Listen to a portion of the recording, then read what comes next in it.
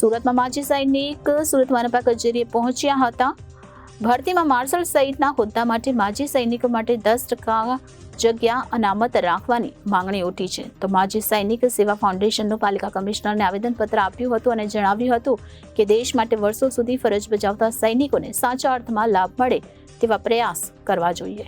સુરતમાં માજી સૈનિક સુરત મહાનગર કચેરી પર પહોંચ્યા હતા અને એસએમસીની ભરતીમાં માજી સૈનિકો માટે 10% અનામતની માંગણી કરી હતી।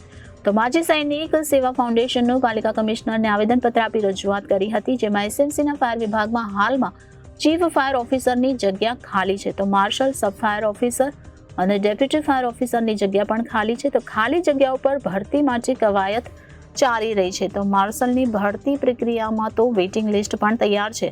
તો ભરતીમાં માર્શલ સહિતના હોદ્દા માટે માજી સૈનિકો માટે 10% જગ્યા અનામત રાખવાની માંગણી ઉઠી રહી છે અને દેશ માટે વર્ષો સુધી ફરજ બજાવતા સૈનિકોને સાચા અર્થમાં લાભ મળે તેવા પ્રયાસો કરવા જોઈએ તેમ વધુમાં જણાવ્યું હતું। જય હિન્દ। સુરત જિલ્લા પ્રમુખ મુકેશભાઈ પાટીલ।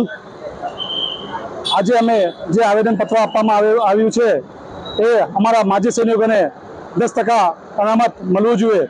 સુરત મહાનગરપાલિકાની અંદર જે પણ ભરતી થાય છે 2 થી 1 વર્ષની અંદર અમને અનામત મળ્યું નથી, એના માટે અમે અનામત માજી સૈનિકો દ્વારા આપવામાં આવ્યું છે।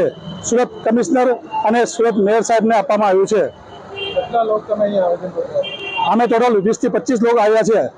શું રજૂઆત થઈ? રજૂઆતને શું થયું છે? અમે 2023માં બી આવેદનપત્ર આપ્યું છે માર્શલમાં ભરતી માટે, અને એના પછી હમણાં બી ભરતીનું કોલ લેટર આવ્યું છે, એમાં અમારા માજી સૈનિકને 10% અનામત મળતું નથી, એ માટે અમે આવેદનપત્ર આપવામાં આવ્યું છે। પત્રમાં શું લખ્યું? આવેદનપત્રમાં એ લખ્યું છે કે અમે 2023માં જે આવેદન આપ્યું છે એના પછી અમને માજી સૈનિક ભારત સરકારના બંધારણના હિસાબે અમને આવેદન મળવું જોઈએ, અનામત મળવું જોઈએ, એ મળતું નથી અમને। નહીં મળે તો તમે આગળ અમે નહીં મળે છે તો અમે ગાંધી માર્ગે અમે આંદોલન પર ઉતરશું।